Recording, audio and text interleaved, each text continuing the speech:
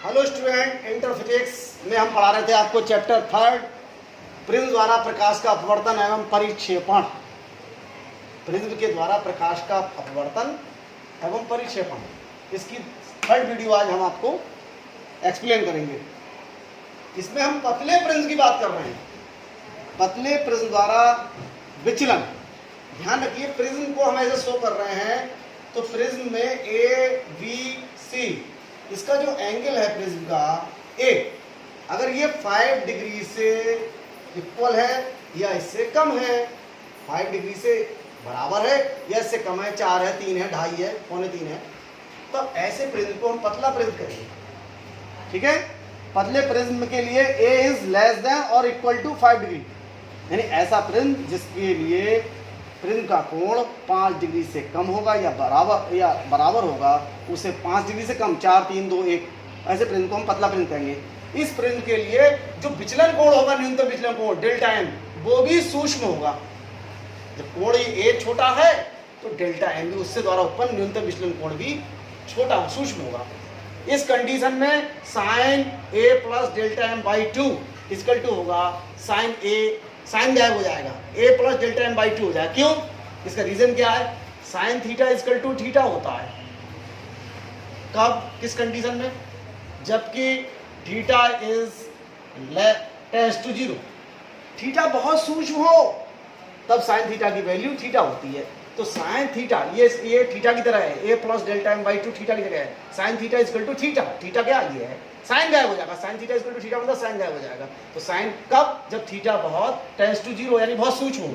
तो चूंकि ए भी सूक्ष्म है पतले प्रिज्म के लिए, डेल्टा एम भी सूक्ष्म है, इसलिए पूरा सूक्ष्म बहुत छोटा होगा, और छोटा होगा तो साइन थीटा, ये थीटा है, sine theta equal to theta, theta means a plus delta M by 2। ऐसे साइन ए बाई 2 भी कितना होगा, साइन हट जाएगा, इक्वल टू हो जाएगा a बाई 2 हो जाएगा, साइन हट जाएगा, sine theta equal to theta, sine हट गया, थीटा आ गया, sine A by 2 equal to a by 2, क्योंकि एंगल a बहुत सूक्ष्म है। क्लियर हो गया? अब हम पिछली वीडियो में ये क्लियर कर चुके हैं प्रिज्म के अपवर्तनांक के लिए सूत्र। प्रिज्म के अपवर्तनांक का सूत्र में ड्राइव कराया था, प्रूफ करा था, n equal to sine A plus delta M by 2 upon sine A by 2। ये फॉर्मूला हम प्रूफ कर चुके हैं पतले प्रिज्म के लिए, सॉरी प्रिज्म के लिए, प्रिज्म के क्या अपवर्तनांक के लिए, प्रिज्म के अपवर्तनांक के लिए फॉर्मूला बता चुके हैं, n बराबर sine A plus delta M by 2 upon sine A by 2। ये फॉर्मूला इसने ले लिया, पिछली वीडियो में हम प्रूफ कर चुके हैं इसे। इस n इक्वल टू लिखा इज इक्वल टू, अगर यही फॉर्मूला हम किसके लगाएं, पतले प्रिज्म के लगाएं, तो पतले प्रिज्म के लिए कंडीशन क्या है, sine A plus delta M by 2 equal to कितना होगा, a plus delta M by 2 होगा, तो इसकी जगह साइन हट जाएगा, j आ जाएगा, और साइन ए बाई 2 का वैल्यू कितनी होगी, a बाई 2, साइन हट जाएगा।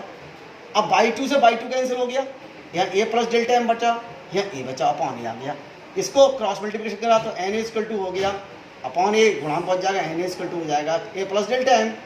अब a वाले टर्म एक साथ लाएंगे, na में a है, a को उधर लिया है तो माइनस ही हो जाएगा, equal to delta M, a इसमें कॉमन निकाल लिया तो n माइनस 1 बचेगा, इक्वल टू डेल्टा एम, तो डेल्टा एम इक्वल टू हो जाएगा a इंटू n माइनस 1।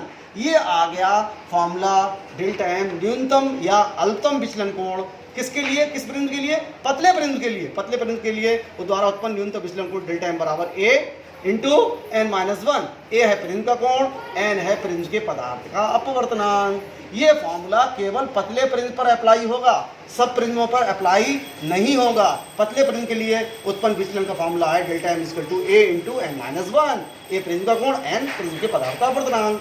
अब इसमें दिमाग लगाओ, इसमें इस फॉर्मूले में विचलन में एक तो प्रिज्म का कोण आ रहा है a और एक अपवर्तनांक आ रहा है। इसका मतलब विचलन जो है पतले प्रिज्म द्वारा उत्पन्न विचलन एक तो प्रिज्म के कोण पर और अपवर्तनांक n पर निर्भर करेगा, इन दोनों पर निर्भर करेगा। ये बदल जाएंगे तो ये बदल जाएगा, कि फॉर्मूले दोनों आ रहे हैं, लेकिन चूंकि इस फॉर्मूले में आपतन कोण आई नहीं आ रहा है, इसका मतलब विचलन कोण आपतन कोण आई पर निर्भर नहीं करता है। क्लियर हो गया? पतले प्रिज्म द्वारा उत्पन्न विचलन जो होता है वो प्रिज्म के कोण और प्रिज्म के पदार्थ के अपवर्तनांक n दोनों पर निर्भर करता है, लेकिन चूंकि इस फॉर्मूले में आई नहीं आ रहा है तो इस फॉर्मूले से स्पष्ट है कि पतले प्रिज्म द्वारा उत्पन्न विचलन आपतन कोण आई पर निर्भर नहीं करता है। That's final. अब हम न्यूमेरिकल करेंगे इस फॉर्मूले पर।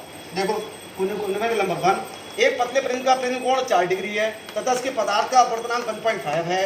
प्रिज्म द्वारा उत्पन्न अल्पतम विचलन ज्ञात कीजिए। तो क्या गिवन डेटा लिखो, यहाँ चलो। एक पतले प्रिज्म के लिए, पतला प्रिज्म है, कंडीशन ये है, प्रिज्म कोण लिखते हैं हम कितना, a से, देखो 5 डिग्री से कम है इसलिए पतला प्रिज्म हो गया, 4 डिग्री है। इसके पदार्थ का अपवर्तन कितने एन से, तो एन इक्वल टू कितना है 1.5। मेरा प्रिज्म द्वारा उत्पन्न अल्पम विचलन कोण लिखते हैं डेल्टा एम, तो डेल्टा एम क्वेश्चन मार्क, जो ज्ञात करना है उसके क्वेश्चन मार्क लगा दिया। तो ये दो वैल्यू दी हुई है, ये निकालनी है। हम फॉर्मूला आपको प्रूव करा चुके हैं कि पतले प्रिज्म द्वारा अल्पम विचलन कोण डेल्टा एम का फॉर्मूला क्या होता है, डेल्टा एम बराबर ए इंटू एन माइनस 1। इस फॉर्मूले में तीन चीजें हैं, डेल्टा एम, ए और एन। तो ए और एन की वैल्यू हमें पता है, ए की वैल्यू पता है, एन की वैल्यू पता है, डेल्टा एम निकालना है। तो दो वैल्यू जो पता रख दो, ए की जगह 4 रख दिया, एन की जगह 1.5 रख दिया, 1.5 में बन गया 0.5, 4 पंजे 20 और पॉइंट लगा दिया एक के बाद में, 0 के बाद में, एक अंक के बाद में, तो 2.0 यानी 2। और चूंकि ये भी अल्पम विचलन एक कोण है और दिया हुआ कोण कोण डिग्री में है, तो ये भी डिग्री में आएगा, तो 2 डिग्री हो गया। That is your answer. Question number 2, किसी पतले, ध्यान रखिए इस फॉर्मूले में जो प्रूव कराया डेल्टा एम बराबर ए इंटू एन माइनस 1, इस फॉर्मूले में तीन चीजें हैं। एक तो पतले प्रिज्म से उत्पन्न विचलन कोण, ये जब भी लगेगा पतला प्रिज्म हो, पतले प्रिज्म से उत्पन्न न्यूनतम विचलन कोण, प्रिज्म का कोण, प्रिज्म के पदार्थ का अपवर्तनांक, तीन में से दो वैल्यू दी होंगी, तो दो वैल्यू सब्स्टिट्यूट कर दो, रख दो, उसमें तीसरी वैल्यू मिल जाएगी। किसी पतले प्रिज्म से उत्पन्न न्यूनतम विचलन कोण 10 डिग्री है। ध्यान दो, न्यूनतम विचलन कोण डेल्टा एम पता हो गया 10 डिग्री। प्रिज्म कोण ज्ञात करो, ए ज्ञात करना है, प्रिज्म के पदार्थ का अपवर्तनांक 1.5 है।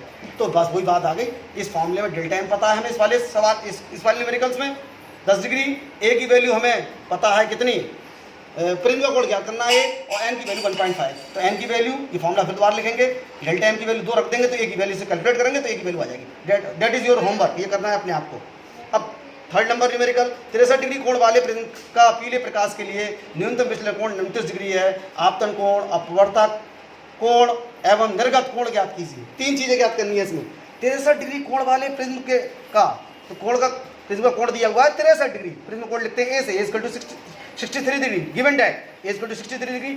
जो क्वेश्चन पढ़ते जाएंगे, जो वैल्यू पता होगी लिखते जाएंगे। 63 डिग्री को क्या है, कोण है किसका, प्रिज्म का, प्रिज्म कोण लिखते हैं ए से, तो ए इक्वल टू 63 डिग्री हो गया। पीले प्रकाश, जो भी चीज दी होगी उसे सिंबल से लिखेंगे, सिंबल एक प्रिज्म का कोण का सिंबल होता है ए, तो इसको 63 हो गया। के लिए न्यूनतम विचलन कोण 29 डिग्री है। न्यूनतम विचलन कोण या अल्पतम विचलन कोण कैसे लिखते हैं, डेल्टा एम से, तो डेल्टा एम है 29 डिग्री, delta M equal to 29 degree. अब कह रहे हैं आपतन कोण लिखते हैं आई से, अपवर्तक कोण लिखते हैं आर से, निर्गत कोण लिखते हैं आई डैश से। ये तीनों फाइंड आउट करने हैं, निकालने हैं। अब हमने जब ये फॉर्मूला प्रूव कराया था, इससे पिछली वीडियो में देखो, ये ऊपर दिखाओ, N equal to sine A plus delta M upon 2 upon sine A by 2। तो ये स्नेल के नियम से तो फॉर्मूला प्रूफ हुआ। इसमें क्या था, एन बराबर साइन, स्नेल का नियम आप लोग पढ़ चुके हैं, N equal to sine I upon sine R, N equal to sine I upon sine R. तो इसका मतलब साइन एन ये है, साइन जे है, साइन जे है। तो आई का काम कर रहा है ए प्लस डेल्टा एम बाई 2 और आर का काम कर रहा है ए बाई 2। इसका मतलब आई और आर के हमें फॉर्मूले पता है। आई इसमें आपतन कोण है, आर अपवर्तन कोण है। तो आई की फॉर्मूला क्या होगा, देखो फॉर्मूला दिखा, formula number I equal to क्या होगा, A plus delta M by 2 और आर का फॉर्मूला होगा ए बाई 2। ए की वैल्यू हमें पता है 63, डेल्टा एम की वैल्यू 29, 63 29 ऐड कर लिया अपॉन 2, तो 9 3 12 हासिल 1 3 3 6 9 92 बाई 2, 92 को 2 करो 2 चौक 8 बचा 1 2 6 12, 46 डिग्री आ गया क्या, आपतन कोण आ गया। आई की वैल्यू आ गई। आई का फॉर्मूला कहाँ से आया, आई बराबर, जब ने फॉर्मूला ये प्रूव करा था क्या, प्रिज्म के कोण का, प्रिज्म के लिए अपवर्तनांक का, एन बराबर sine A plus delta M by 2 upon sine A by 2 वाला फॉर्मूला प्रूव करा था। तो इस फॉर्मूले में ये वाला आई है, ये वाला आर है। अब आर इक्वल टू फॉर्मूला होता है ए बाई 2, ए बाई 2 में ए की वैल्यू 63 बाई 2 इसे डिवाइड करेंगे तो 31.5 डिग्री, ये आर आ गया। आर मतलब अपवर्तक कोण आ गया। अब हम जानते हैं न्यूनतम विचलन की अवस्था में, अरे न्यूनतम विचलन की स्थिति में तो ये कोण दिया हुआ है 29 डिग्री। न्यूनतम विचलन की अवस्था में निर्गत कोण आई डैश और आपतन कोण आपस में इक्वल होते हैं, ये कंडीशन है। तो आई हम कितना निकाल चुके, आई निकाल चुके 46 डिग्री, इसलिए आई वैल्यू लगा दिया, आई डैश भी 46 डिग्री हो गया, निर्गत कोण भी 46 degree. That is your answer. 1 2 3 तीन आंसर निकला है। अब क्वेश्चन नंबर 4, किसी प्रिज्म के लिए अल्पतम विचलन कोण 30 डिग्री है। अल्पतम विचलन कोण मतलब डेल्टा एम, डेल्टा एम की वैल्यू हमें पता है 30 डिग्री। क्लियर। तो किसी प्रिज्म के लिए तो विचलन कोण दिया हुआ है, प्रिज्म कोण दिया हुआ है ए 60 डिग्री, प्रिज्म के पदार्थ का अपवर्तनांक ज्ञात कीजिए। तो देखो क्या है, गिवन दैट डेल्टा एम बराबर 30 डिग्री, प्रिज्म का कोण 60 डिग्री। अब प्रिज्म के पदार्थ का अपवर्तनांक किससे लिखते हैं, एन से, एन निकालना है। तो ये पतला प्रिज्म नहीं है, कोई सा प्रिज्म, हर प्रिज्म के लिए अपवर्तनांक का सूत्र क्या है, एन बराबर, हम फॉर्मूला प्रूव कर चुके हैं पहले ही पिछली वीडियो में, sine A plus delta M by 2 upon sine A by 2। इसमें लगा दिया साइन ए की वैल्यू कितनी 60, और डेल्टा एम की value 30, 60 plus 30/2 upon sine A की वैल्यू 60, ए और डेल्टा एम की वैल्यू सब्स्टिट्यूट कर दिए तो 60 प्लस 30 हो गया कितना 90 अपॉन 2 हो जाएगा 45 डिग्री और 60/2 हो जाएगा 30 डिग्री। साइन 45 डिग्री की वैल्यू जानते हैं 1/√2, साइन 30 वैल्यू 1/2। अब ये उलट जाएगा 2/√2 हो जाएगा और 2√2 को 2√2 से 2 को कैंसिल करोगे 2 को लिख दोगे 2 इक्वल टू लिख दोगे √2 इंटू 2√2। ठीक है, तो 1√2 बन जाएगा 1√2 बच जाएगा। जी आपका आंसर हो गया। अपवर्तनांक निकल गया, प्रिज्म के पदार्थ का अपवर्तनांक ज्ञात करिए। अपवर्तनांक का कोई मात्रक नहीं होता है, हमें पता है, एक शुद्ध अनुपात ऐसा कोई मात्रा नहीं होता, तो √2 रहेंगे, इसका मात्रक लिखेंगे। अब क्वेश्चन नंबर 5, ये आपका होमवर्क है। एक प्रिज्म के पदार्थ का अपवर्तनांक √2 है, एन दिया हुआ है, प्रिज्म का कोण 60 डिग्री है, प्रिज्म का कोण मतलब ए, एन दिया हुआ है, ए दिया हुआ है। अल्पतम विचलन की स्थिति में ज्ञात कीजिए। क्लियर, एन पता है अपवर्तनांक और हमें प्रिज्म का कोण ए पता है। अब अल्पतम विचलन की स्थिति करते हैं। अल्पतम विचलन कोण डेल्टा एम निकालना है। आपतन कोण मतलब आई निकालना है। अपवर्तक कोण यानी आर निकालना है। निर्गत कोण क्या निकालना है, आई डैश। तो अल्पतम विचलन कोण निकालने के लिए क्या फॉर्मूला, अपवर्तनांक दिया हुआ है तो एन का फॉर्मूला लगाओगे, ये वाला पतला प्रिज्म तो है नहीं, जो लगाओगे sine A plus delta M by 2 upon sine A by 2। N की वैल्यू आपको पता है √2 रख दोगे। साइन ए की वैल्यू कितनी 60 रख दोगे, 60 plus delta M by 2, sine A की जगह 60 रख दोगे, तो इसे कैलकुलेट करोगे तो डेल्टा एम की वैल्यू आ जाएगी। अल्पतम विचलन कोण आ जाएगा। तो आपतन कोण इस फॉर्मूले से जो लिखा हुआ है, आपतन कोण का formula I equal to A plus delta M by 2 से निकाल लोगे और अपवर्तक कोण आई बाई 2 से निकाल लोगे, निर्गत कोण आई डैश से निकाल लो। That is your homework, that's final.